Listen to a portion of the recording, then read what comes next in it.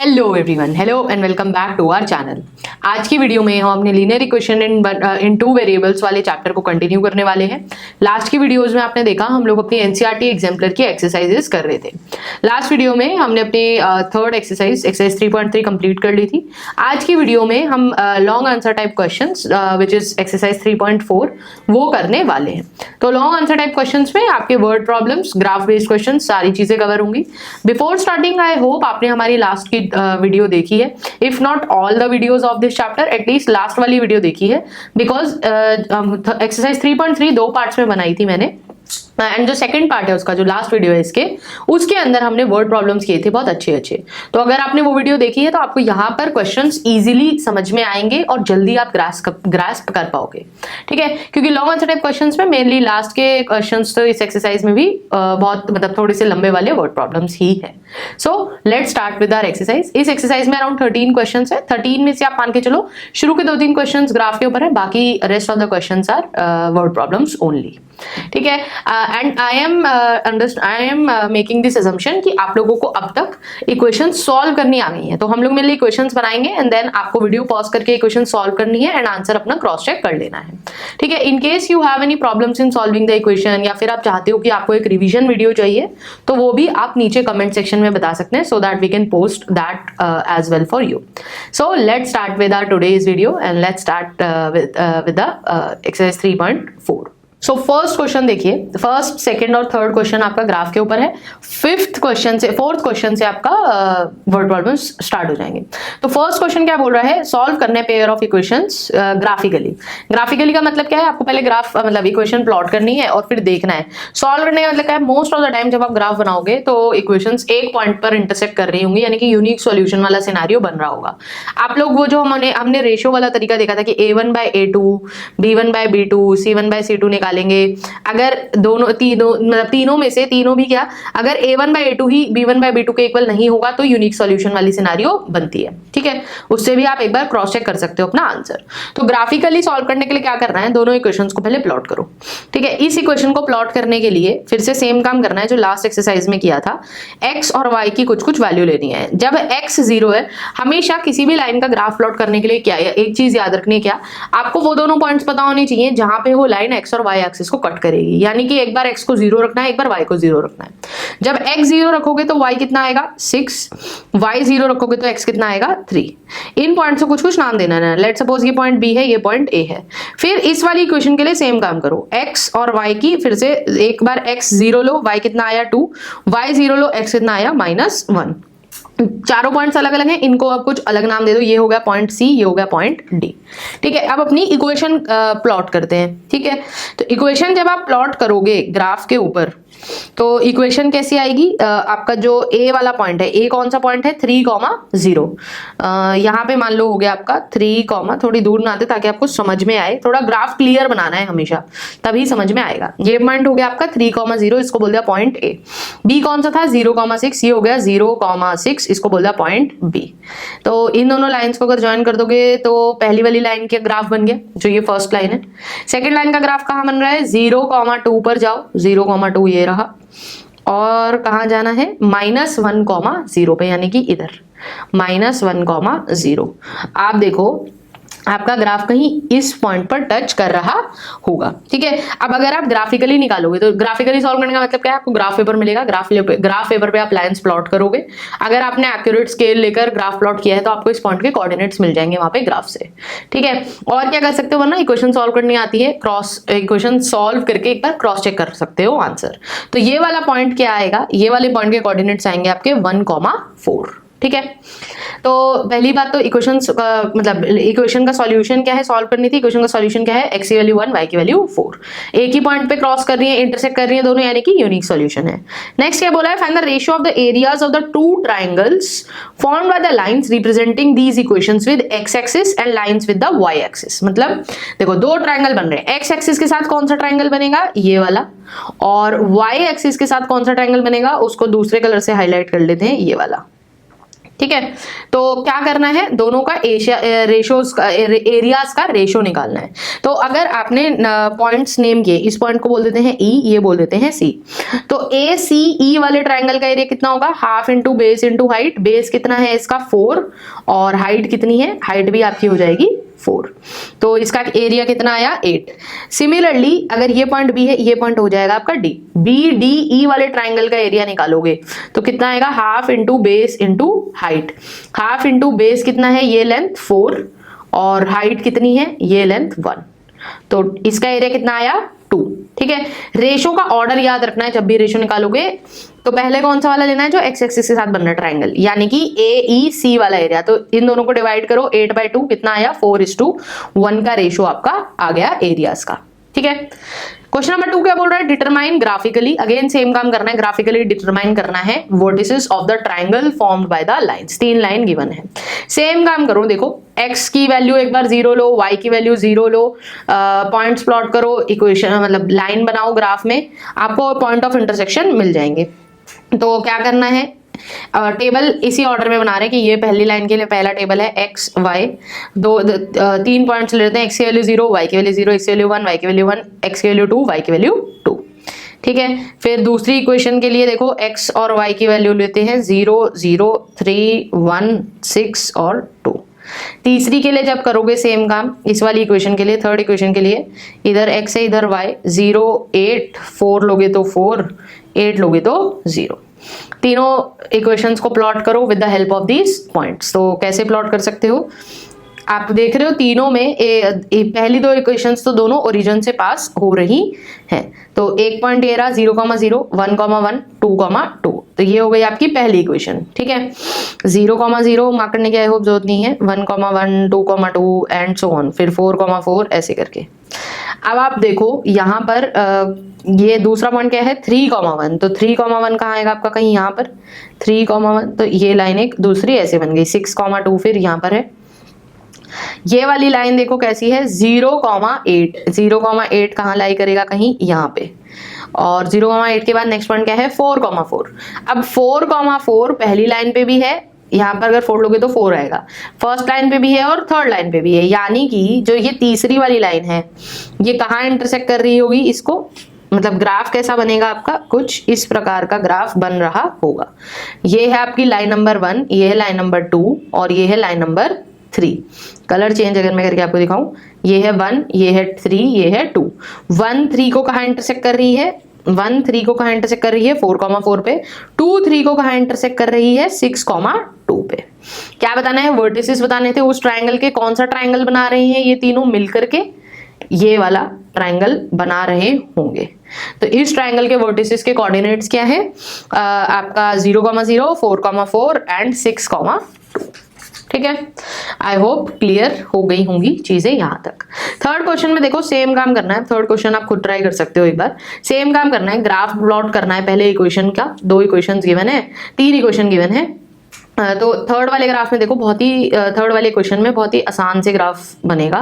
क्यों, क्योंकि एक इक्वेशन तो क्या है x = 3, तो x = 3 तो आपकी ये हो गई। ठीक है। दूसरी इक्वेशन क्या है, x = 5, x = 5 वाली इक्वेशन आपकी ये हो गई। कायदे में प्लॉट आपको सिर्फ जो मेहनत करनी है वो तीसरी इक्वेशन के लिए करनी है। इसके लिए अगेन टेबल बनाओ, x y, x की वैल्यू 0 है तो y की वैल्यू -4 आएगी, y की वैल्यू 0 है तो x की वैल्यू 2 आएगी।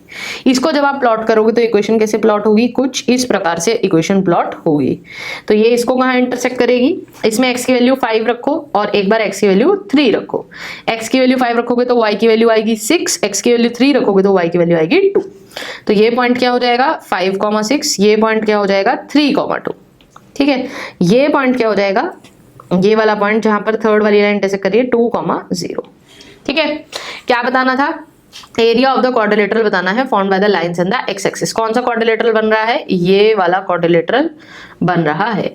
ये क्वाड्रिलेटरल कैसा दिख रहा है, ट्रेपीजियम जैसा। ट्रेपीजियम का एरिया क्या होता है, half into height into sum of parallel sides. ठीक है।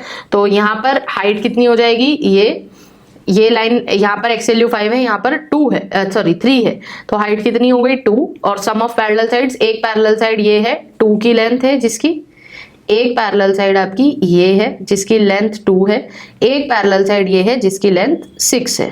ठीक है, तो 2 + 6 आपका हो गया 8। तो क्वाड्रिलेटरल का एरिया कितना आ गया? 8 स्क्वायर यूनिट्स। ठीक है, ये था थर्ड क्वेश्चन। अब देखो फर्स्ट सेकंड थर्ड आपके मेनली थे ग्राफ के ऊपर। फोर्थ क्वेश्चन है आपका वर्ड प्रॉब्लम। फोर्थ क्वेश्चन में क्या बोला है? Cost of 4 pens and 4 pencil boxes is ₹100। Again क्या करो, कॉस्ट ऑफ पेन मान लो x, एक पेन की कॉस्ट मान लो x, एक पेंसिल की कॉस्ट मान लो y। तो 4 पेन और 4 पेंसिल की कॉस्ट कितनी है? 100।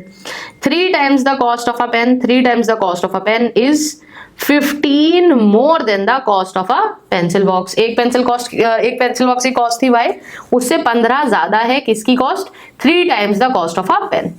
दो इक्वेशन है, क्या बोला है? Form the pair of linear equations for the above situation and find cost. मतलब हमने इक्वेशन बना ली 4x + 4y = 100। दूसरी क्या बनेगी? 3x = 15 + y। सॉल्व कर सकते हो दोनों इक्वेशन, एलिमिनेशन या सब्स्टिट्यूशन किसी से भी सॉल्व कर सकते हो। सॉल्व करोगे तो x की वैल्यू आएगी 10, y की वैल्यू आएगी 15। ठीक है, चेक कर लेना एक बार सॉल्व करके। फिफ्थ क्वेश्चन में क्या बोला है? एल्जेब्रिकली डिटरमाइन करना है। अब ग्राफिकली में तो आपने ग्राफ पे जब आपने लाइंस प्लॉट की जहां पे वो इंटरसेक्ट कर रही है आपको पॉइंट के कोऑर्डिनेट्स मिल जाएंगे। एल्जेब्रिकली का मतलब यह है, क्योंकि बोर्ड के एग्जाम में आपको जो मेथड लिखा है उसी से निकाल के आना पड़ेगा आंसर। तो एल्जेब्रिकली का मतलब क्या है? इक्वेशंस को आप अगर सॉल्व करोगे 1 by 1 तो आपको वहां से कोऑर्डिनेट्स निकालने हैं। कोऑर्डिनेट्स बेसिकली कैसे आएंगे? मान लो 3 इक्वेशन है, आपको बोला है ट्रायंगल के वर्टिसेस बताने हैं जो इन तीनों लाइन से फॉर्म होगा। तो लेट अस सपोज ये ट्रायंगल ऐसे बनता है। ठीक है, 3 लाइन से इंटरसेक्ट होकर बन रहा है। ट्रायंगल के कुछ कोऑर्डिनेट्स हैं, मान लो A-B-C, ऐसे ट्रायंगल का नामकरण कर दिया A-B-C। तो लेट अस सपोज हम ऐसा मान लेते हैं कि ये जो पहली साइड है AB, मान लो इसको कौन रिप्रेजेंट कर रहा है? Line number 1। ये है लाइन नंबर 1, ये है लाइन नंबर 2, ये है लाइन नंबर 3। AB को रिप्रेजेंट कर रही है लाइन 1, फिर BC को रिप्रेजेंट कर रही है, ये वाली जो लाइन है BC को रिप्रेजेंट कर रही है लाइन 2। सिमिलरली CA को रिप्रेजेंट कर रही है लाइन नंबर 3। क्या करना है अब? एक एक करके। अब जब आपको A का कोऑर्डिनेट निकालना है तो A का कोऑर्डिनेट हमने बोला ये लाइन 1 है, ये लाइन 2 है, ये 3 है। A का कोऑर्डिनेट निकालने के लिए क्या करना पड़ेगा? इक्वेशन 1 और 3 को सॉल्व करो। एक बार ये लो और ये लो, इक्वेशन 1 और 3 को सॉल्व करोगे तो A के कोऑर्डिनेट्स आ जाएंगे। तो A पॉइंट के A वाले वर्टेक्स के कोऑर्डिनेट्स कितने आएंगे आपके? 2,3। ठीक है, चेक करना है एक बार। B के कोऑर्डिनेट्स निकालने के लिए क्या करना है? लाइन नंबर 1 और 2 लेनी है। B के लिए लाइन 1 और 2 लेनी है। तो B के कोऑर्डिनेट जब सॉल्व करोगे तो कितने आएंगे? 1,0। सिंपली आपको पेयर्स बनाने हैं इक्वेशन के और सॉल्व करनी है। इक्वेशन सॉल्व करनी तो आई होप सबको आती है। लाइन वर्टेक्स C के लिए क्या करना है? लाइन नंबर 2 और लाइन नंबर 3 लेनी है। लाइन 2 और लाइन 3 को जब एक साथ सॉल्व करोगे तो C के कोऑर्डिनेट्स क्या आएंगे? 4,2। ट्रायंगल के वर्टिसेस आ गए 2,3, 1,0 एंड 4,2। यही आपको निकालना था। क्वेश्चन 6 में देखो क्या बोला है? Ankita travels 14 kilometre to her home partly by rickshaw and partly by bus. यानी कि वो कहीं उसको अपने घर तक जाना है, 14 किलोमीटर का डिस्टेंस है घर तक का, और इसमें से उसने बोला कुछ डिस्टेंस उसने रिक्शा से कवर किया है, कुछ डिस्टेंस उसने बस से कवर किया है। She takes half an hour if she travels 2 kilometre by rickshaw, यानी कि अगर 2 किलोमीटर रिक्शा से चले, and remaining distance by bus, यानी कि बचे हुए कितने डिस्टेंस बचेगा? 12 किलोमीटर। तो अब उसको कितना टाइम लग रहा है? हाफ एन आवर, यानी कि 30 मिनट्स। और on the other hand if she travels 4 kilometre by rickshaw, यानी कि अगर 4 किलोमीटर रिक्शा से चले, and the remaining distance by बस, 4 किलोमीटर अगर रिक्शा से चली तो बचा कितना? 10 किलोमीटर। तो और 10 किलोमीटर अगर बस से चले तो कितना बोला है? She takes 9 minutes longer. 9 minutes longer का मतलब क्या है? इसका मतलब ये नहीं कि उसको 9 मिनट्स लगे। 9 मिनट्स लॉन्गर मतलब पहले 30 मिनट लग रहे थे, अब 39 मिनट्स लगेंगे। ठीक है, 9 मिनट्स लॉन्गर। क्या बोला है? रिक्शा की स्पीड और बस की स्पीड कैलकुलेट कर बता दो। तो ऐसा मान लेते हैं कि रिक्शा की स्पीड अगर x है और बस की स्पीड अगर y है। ठीक है, तो आपको पता है speed is equal to distance upon time, एक फॉर्मूला होता है speed is equal to distance upon time. तो टाइम किसके इक्वल हो जाएगा? टाइम कैसे निकाल सकते हो? डिस्टेंस अपॉन स्पीड के। पहले सिनेरियो में देखो, पहले सिनेरियो में टोटल टाइम कितना है? 30। तो हमेशा क्या करना है, क्योंकि डिस्टेंस किलोमीटर में ले रहे हो तो टाइम हमेशा आवर्स में लेना है। तो ये इसको आवर में कन्वर्ट करोगे तो कितना आएगा? 1/2 आवर्स, मतलब हाफ आवर। इसको कन्वर्ट करोगे तो 39/60 आवर्स। ठीक है, तो पहली क्वेश्चन कैसे बनाओगे? अगर आप इसमें देखो, पहले केस में टोटल टाइम कितना था? Half hour. टाइम आप और कैसे निकाल सकते हो, रिक्शा से कितनी देर के लिए चली होगी, वो डिस्टेंस कितना था 2, रिक्शा की स्पीड कितनी थी x, प्लस जब आप 12 किलोमीटर किससे चली थी, बस से, बस की स्पीड कितनी थी y, कितना टाइम रिक्शा से चली 2/x, कितना टाइम बस से चली 12/y। एक इक्वेशन यहां से मिली। दूसरी इक्वेशन कहां से बनेगी अब, सेकंड केस से।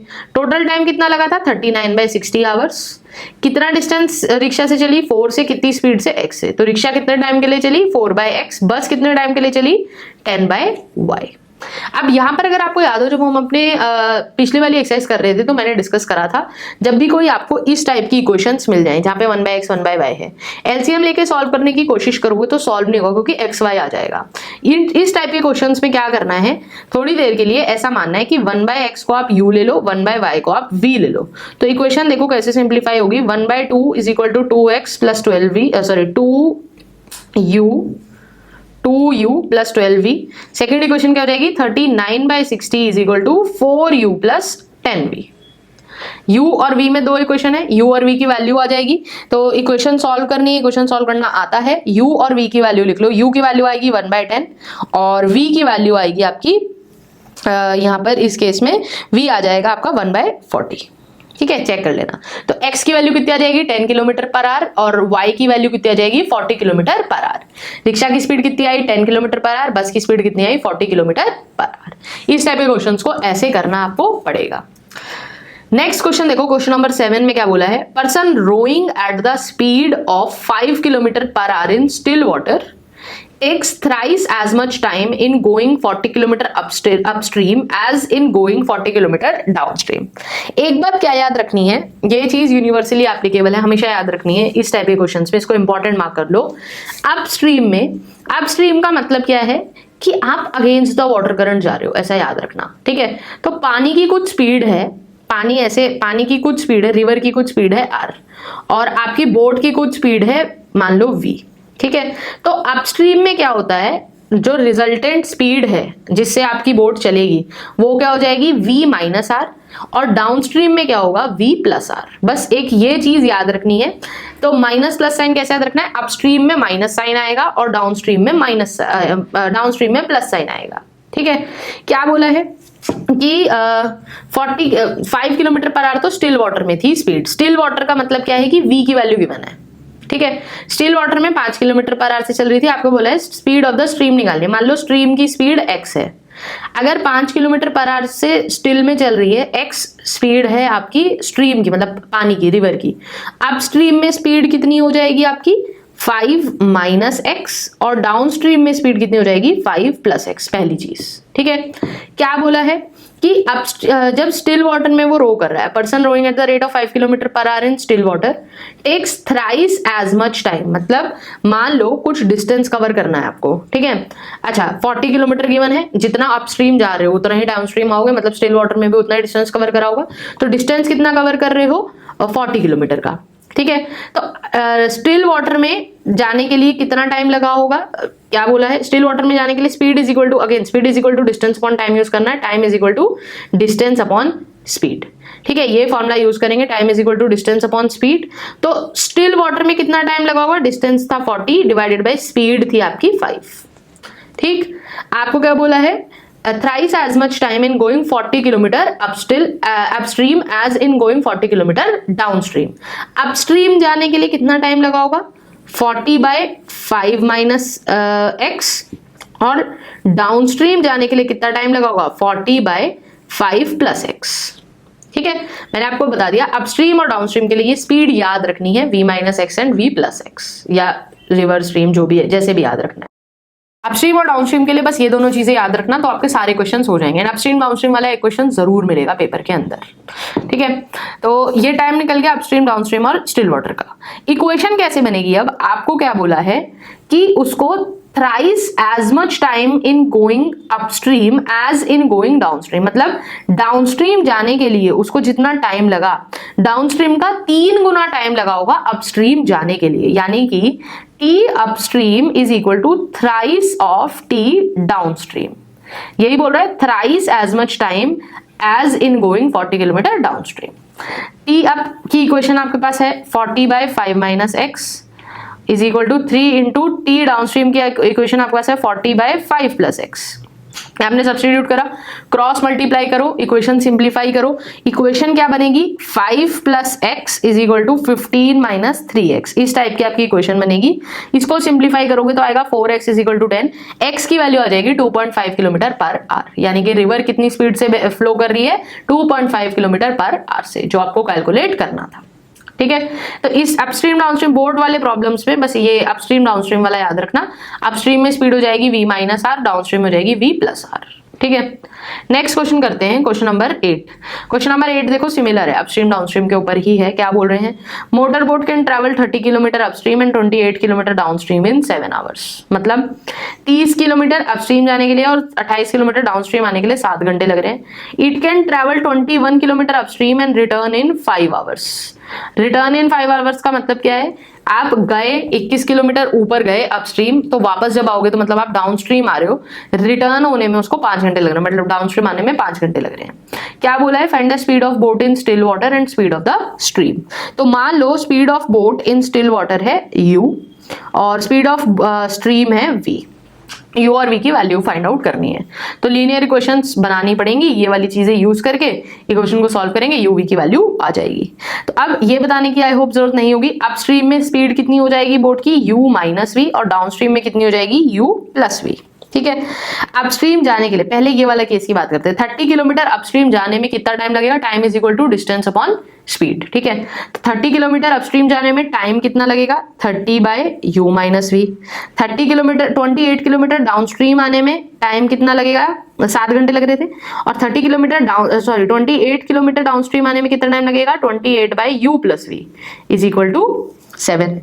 Correct, u plus v, sorry आपको बोला है कि 30 kilometre upstream and downstream in 7 hours, मतलब 30 किलोमीटर अपस्ट्रीम गए और 28 किलोमीटर डाउनस्ट्रीम, टोटल टाइम कितना लग रहा है 7 आवर्स, मतलब इन दोनों को प्लस कर दिया। तो एक इक्वेशन क्या बनी 30/u minus v plus 28/u plus v is equal to 7।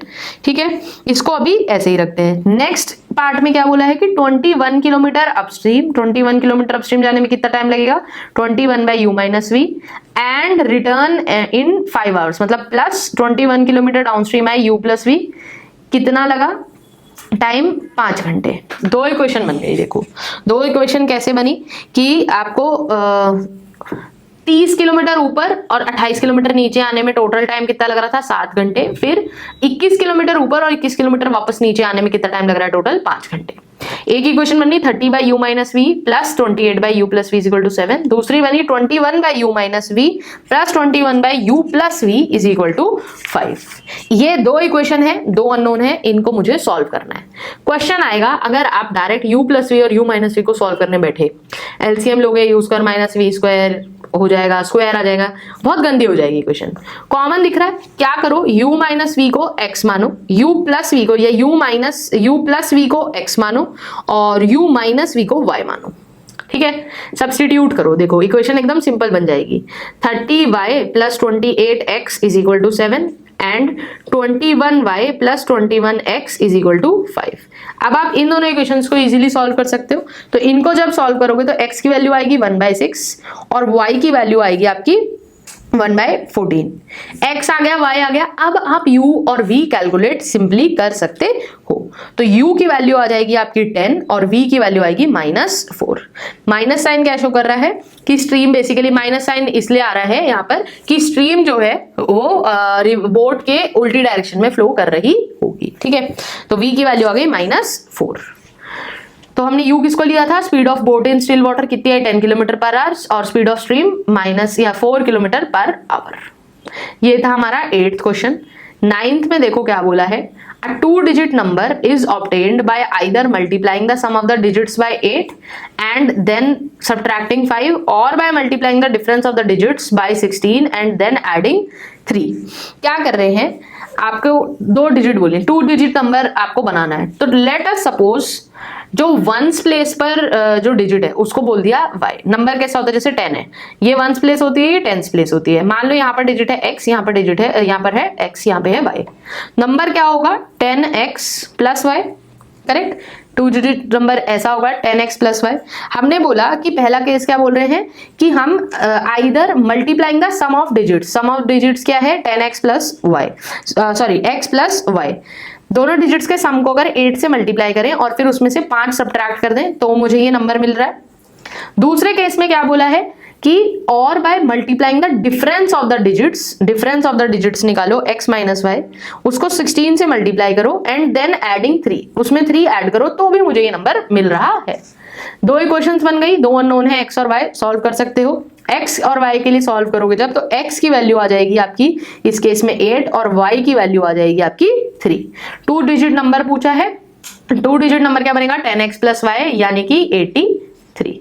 मतलब 10x प्लस वाई तो आपका वो है कि नंबर का जो टोटल वैल्यू है, नंबर क्या बनेगा वंस प्लेस पे y था तो 3, टेंस प्लेस पे 8 था तो 883। क्वेश्चन नंबर 10 देखो क्या बोल रहा है, railway half ticket cost half the full fair, मतलब आधा टिकट है तो आधे पैसे लग रहे हैं, but the reservation charges are the same on the half ticket as on the full ticket. जो रिजर्वेशन करने के लिए जो पैसे ब्लॉक हो रहे हैं वो सेम है, बट जो फेयर है वो आधा है हाफ टिकट पे। क्या बोल रहे हैं, one reserve first class ticket from the station A to B cost 2530, also one reserve first class ticket and one reserve first class half ticket from A to B cost 3810। मतलब क्या बोल रहे हैं, one reserve first class ticket, एक ticket का price कितना है 2530, ठीक है। और क्या बोल रहे हैं, एक टिकट और plus and one reserve first half ticket, यानी कि 1.5 टिकट का, एक टिकट एक बंदे का गिरा और एक आधा टिकट लिया है, उसका प्राइस कितना है 3810। क्या बनाना है आपको, रिजर्वेशन चार्जेस और टिकट का वो फेयर का प्राइस बताना है कितना होगा, ठीक है। तो हम बोल देते हैं कि लेट अस सपोज जो आपका वो है, जो आपका कॉस्ट है पूरे टिकट का, आपको क्या बोला है फुल फर्स्ट क्लास टिकट का कॉस्ट निकालना है। मैंने बोला लेट अस सपोज ये x है, ठीक है। तो फुल टिकट कितने का कॉस्ट करेगा x का, और हाफ टिकट कितने का कॉस्ट करेगा, हाफ टिकट का फेयर, ये जो फेयर है हाफ टिकट का फेयर हो जाएगा x/2, ठीक। और मैंने बोला कि लेट अस सपोज जो रिजर्वेशन चार्जेस है, जो मुझसे ये पूछे रिजर्वेशन चार्जेस को मैंने ले लिया y। तो पहले केस में जब मैंने एक पूरा टिकट लिया है तो एक पूरा फेयर लगेगा x प्लस एक fixed amount of reservation charge लगेगा y। कितनी थी टिकट की प्राइस 2530। दूसरे केस में क्या होगा, मैंने एक पूरा टिकट लिया तो एक पूरे टिकट पे तो x प्लस वाई लगा, फिर एक आधा टिकट लिया तो आधे टिकट पे फेयर तो आधा हो गया बट रिजर्वेशन चार्ज पूरा है, इसका प्राइस कितना था 3810। एक इक्वेशन बनी x plus y is equal to 2530, दूसरी बनी 3x/2 plus 2y is equal to 3810। दो इक्वेशन है, दो अननोन है, इक्वेशन सॉल्व कर सकते हो। x की वैल्यू आएगी 2500, y की वैल्यू आएगी 30, निकाल कर एक बार क्रॉस चेक कर लेना है, ठीक है। क्वेश्चन नंबर 11 देखो, ये लास्ट के 4 क्वेश्चंस बहुत इंपॉर्टेंट है, इसी टाइप के वर्ड प्रॉब्लम के क्वेश्चंस हैं। क्वेश्चन नंबर 11 में सेम चीज है, शॉपकीपर सेल, सिमिलर चीज है, sells a sari at 8% profit and a sweater at 10% discount, there by getting a sum 1008। तो हम क्या बोलते हैं, लेट अस सपोज, पूरा क्वेश्चन आप एक बार पढ़ लो, हम एक बार सॉल्व करना स्टार्ट करते हैं। हमने बोला लेट अस सपोज साड़ी का कॉस्ट प्राइस x है, आपको कॉस्ट प्राइस निकालना है और sari and list price of the sweater. तो साड़ी का कॉस्ट प्राइस अगर x है और स्वेटर का जो लिस्ट प्राइस है जो हमसे पूछा है अगर वो y है, ठीक है, हमने ले लिया। तो पहले केस में क्या बोल रहे हैं, साड़ी को 8% प्रॉफिट पे बेचा है, यानी कि 8% प्रॉफिट मतलब 108% ऑफ x, यानी कि अगर साड़ी की कॉस्ट प्राइस x थी तो साड़ी को बेचा कितने पे, क्या होगा 1.08x पे, और डिस्काउंट किस पे दिया है, स्वेटर को, स्वेटर पे 10% डिस्काउंट दिया, 10% डिस्काउंट मतलब 0.9y, कितने का पड़ रहा था ये 1008 का। उसने बोला अगर sold the sari at 10% profit, 10 मतलब 1.1x and the sweater at 8% discount मतलब 0.92, 8% का डिस्काउंट मिला तो कितना मिलता पैसे 1028। दो अननोन है x और y, दो इक्वेशन है, सॉल्व कर सकते हो। जब आप सॉल्व करोगे तो x की वैल्यू आ जाएगी आपकी इस केस में 600 और y की वैल्यू आ जाएगी 400। हम लोग सिर्फ इक्वेशन तक देख रहे हैं, इक्वेशन बना के इक्वेशन सॉल्व करना आपको आता है तो वो एक बार चेक कर लेना है। 12th क्वेश्चन में देखो क्या बोला है, Susan invested certain amount of money in 2 schemes A and B। which offer interest at rate of 8% per annum and 9% per annum respectively. She received 1860 as annual interest. However, had she interchanged the amount of investments, उसको 20 rupees ज्यादा मिलते. क्या बोला है, how much money did she invest in each scheme. तो हम बोल देते हैं लेट अस सपोज उसने स्कीम ए में x रुपीज डाले, स्कीम बी में y रुपीज डाले. ठीक है, तो पहले केस में क्या बोल रहे हैं, ए वाली स्कीम 8% इंटरेस्ट दे रही है, यानी कि एक साल में x अमाउंट डाला था आपने ए में, तो एक साल बाद क्या होगा, कितना इंटरेस्ट मिलेगा, x इंटू 8 इंटू टाइम है 1 ईयर बाय 100. सिंपल इंटरेस्ट का फॉर्मूला पता है ना, PRT बाय 100. इंटरेस्ट दिया हुआ है सिर्फ, टोटल सम नहीं दिया हुआ, अमाउंट नहीं दिया हुआ, इंटरेस्ट दिया हुआ है, तो हम इंटरेस्ट निकाल रहे हैं. और बी वाली स्कीम से कितना इंटरेस्ट मिलेगा, वो कितना दे रहा है 9%, y इंटू 9 इंटू 1/100.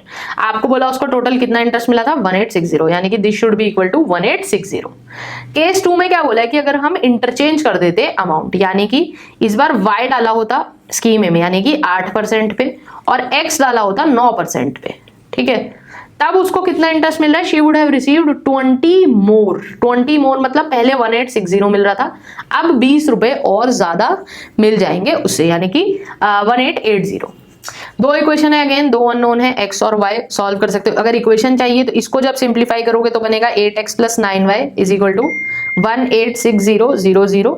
इसको जब सिंप्लीफाई करोगे तो इक्वेशन मिलेगी 9x plus 8y is equal to 188000.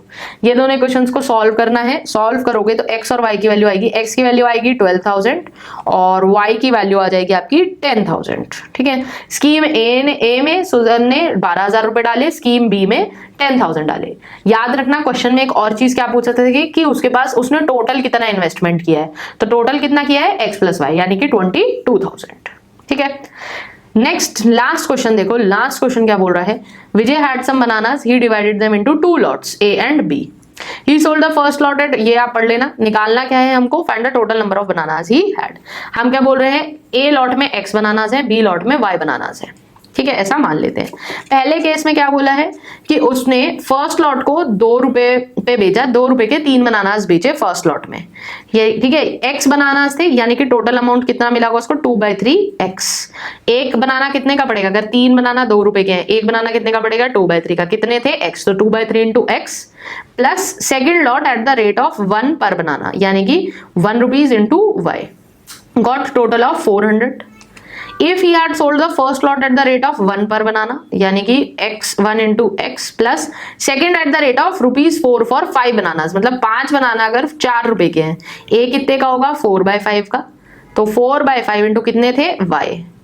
इस रेट पे y बनानास बेचे तो कितने मिले 460. दो इक्वेशन है, दो अननोन है. इक्वेशन नोट डाउन करना चाहते तो कर सकते हो. सिंप्लीफाई करके ये इक्वेशन बनेगी 2x plus 3y is equal to 1200 और सेकंड वाली इक्वेशन बन जाएगी आपकी 5x plus 4y is equal to 2300. ये दोनों लीनियर इक्वेशन सॉल्व करनी है. दोनों इक्वेशन सॉल्व करोगे तो x की वैल्यू आएगी 300 और y की वैल्यू आएगी 200. उस आपसे क्या पूछा है, टोटल नंबर ऑफ बनानास कितने हो जाएंगे, 300 प्लस 200 यानी कि 500. ठीक है, ये था हमारा इस एक्सरसाइज का लास्ट क्वेश्चन. तो याद रखना है जो आपके लास्ट के 4 क्वेश्चंस हैं, मोस्ट इंपॉर्टेंटली 13, 10, 11, 12, 13 एंड आपका जो ये अपस्ट्रीम वाला क्वेश्चन है 7th या 8th में से कोई भी क्वेश्चन इंपॉर्टेंट, 8th वाला क्वेश्चन ज्यादा इंपॉर्टेंट है.